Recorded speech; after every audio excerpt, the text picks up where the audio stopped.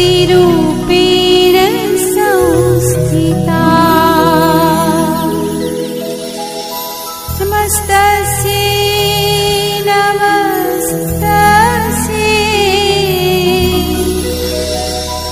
नमस्तस्यै नमो नमः। આજે આપણે 7.3 વન તેમજ વન્યજીવોનું સંરક્ષણ કઈ રીતના કરવું તેના વિશે અભ્યાસ કરીશું। વનનાબૂદીની અસરો જાણ્યા બાદ પહેલી અને બુઝો ચિંતિત હતા। પ્રોફેસર અહેમદ પાસે ગયા તો તેઓએ પૂછ્યું કે વન તેમજ પ્રાણીઓને કેવી રીતના બચાવી શકાય, કે એ જે છે એ વન અને વન્ય પ્રાણીઓને આપણે બચાવી કઈ રીતના શકીએ। તો આ ઘણી બધી પ્રક્રિયા જે છે એ વન તેમજ જે છે એને આપણે ઘણી બધી જગ્યાએથી બચાવી શકીએ છીએ। ત્યારબાદ પ્રાણીઓ જે છે એને પણ આપણે ઘણી વખત બચાવી શકીએ છીએ। હવે ઘણી વખત એવું પણ થાય કે જે પ્રાણીઓનો શિકાર થાય છે તો એને એ રીતના પણ બચાવી શકીએ। તો એક તો અભયારણ્ય જે છે એ અભયારણ્ય બનાવવું જોઈએ, એક એવા વિસ્તાર કે જ્યાં પ્રાણીઓ તેમજ તેનો નિવાસ કોઈપણ પ્રકારના ખલેલથી સુરક્ષિત હોય। કે આપણે જોઈ શકીએ છીએ કે ગીર અભયારણ્ય તો કે ત્યાં ખલેલ હોઈ શકે નહીં। ત્યારબાદ રાષ્ટ્રીય ઉદ્યાનનો પણ વિકાસ કરવો જોઈએ। આવા જે રાષ્ટ્રીય ઉદ્યાન છે જેના દ્વારા જે છે એ કોઈપણ પ્રકારના જે છે એ શિકારથી આપણે બચી શકીએ છીએ। એટલે કે વન્ય પ્રાણી માટે જે છે એ આરક્ષિત ક્ષેત્ર સ્વતંત્ર રૂપે હોવું જોઈએ અને આપણે જેમ સંસાધનોનો પણ ઉપયોગ કરી શકીએ એ રીતે જૈવ આવરણ આરક્ષિત વિસ્તાર જે છે એમાં વન્ય સજીવો, વનસ્પતિઓ તેમજ પ્રાણીઓ અને તે વિસ્તારના આદિવાસીઓનો પરંપરાગત રીતે જે છે એ જીવન પર્યાય હેતુ માટે વિશાળ સુરક્ષિત વિસ્તાર ક્ષેત્ર જે છે એ જૈવ આરક્ષિત વિસ્તારને આપણે ગણી શકીએ છીએ।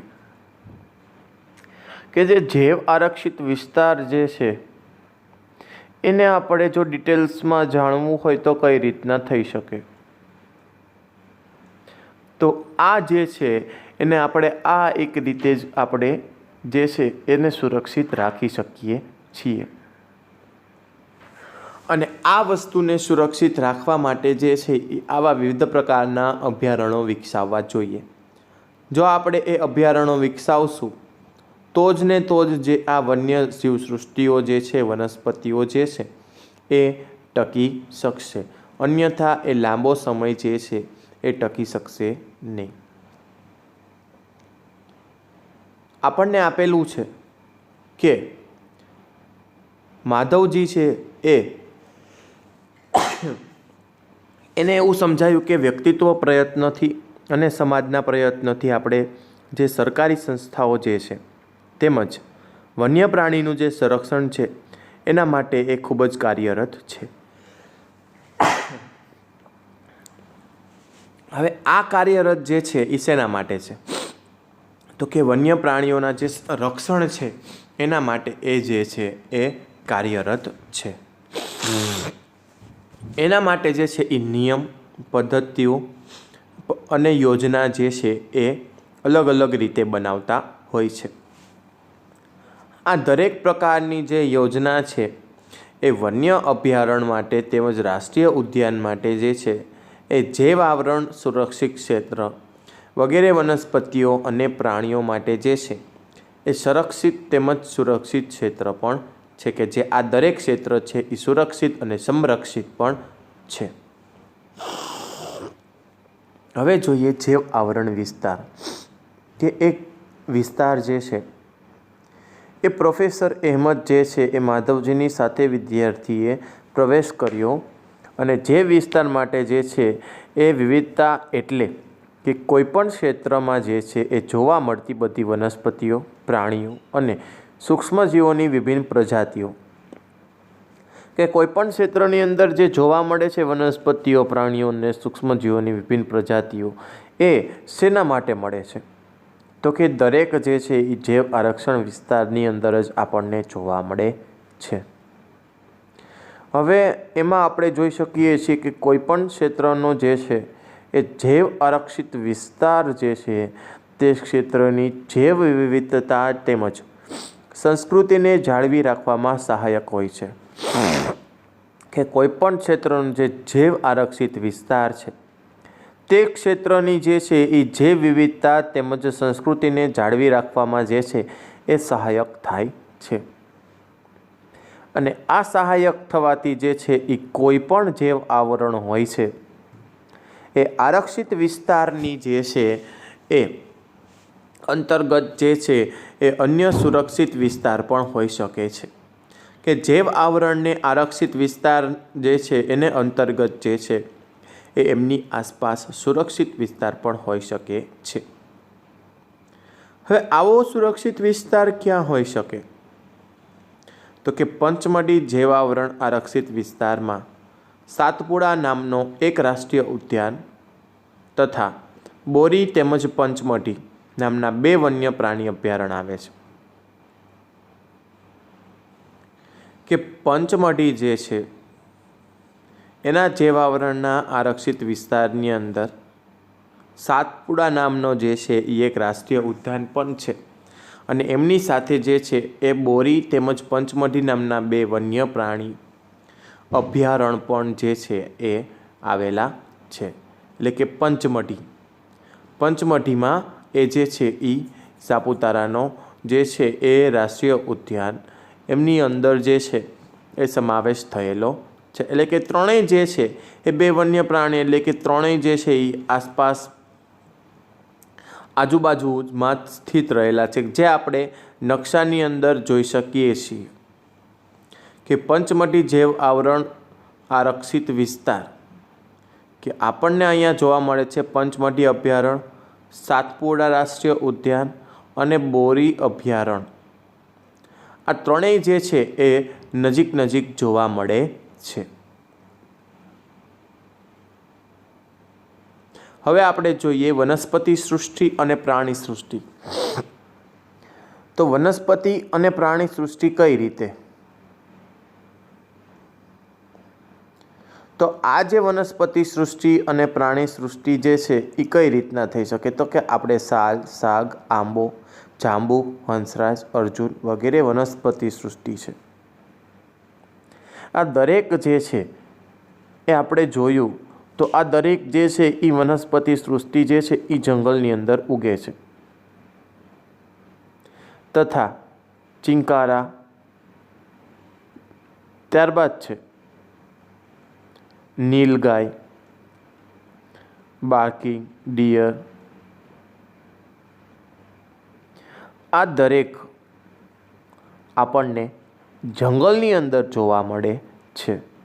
પછી ભસતું હરણ એટલે કે ચિતલ, દીપડો, જંગલી કૂતરો, વરુ વગેરે પંચમઢી આરક્ષિત વિસ્તારની પ્રાણી કે આ દરેક જે છે એ આપણને પંચમઢી આરક્ષિત વિસ્તારની અંદર જે છે એ જોવા મળે છે.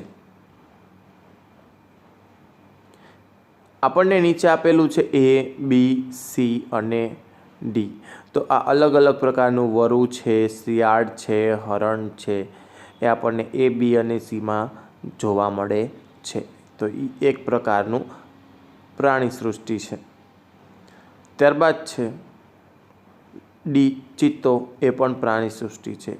E અને Fની અંદર અલગ પ્રકારના વૃક્ષો આપેલા છે, છોડ આપેલા છે. એ જે છે એ વનસ્પતિ સૃષ્ટિ તરીકે ઓળખવામાં આવે છે.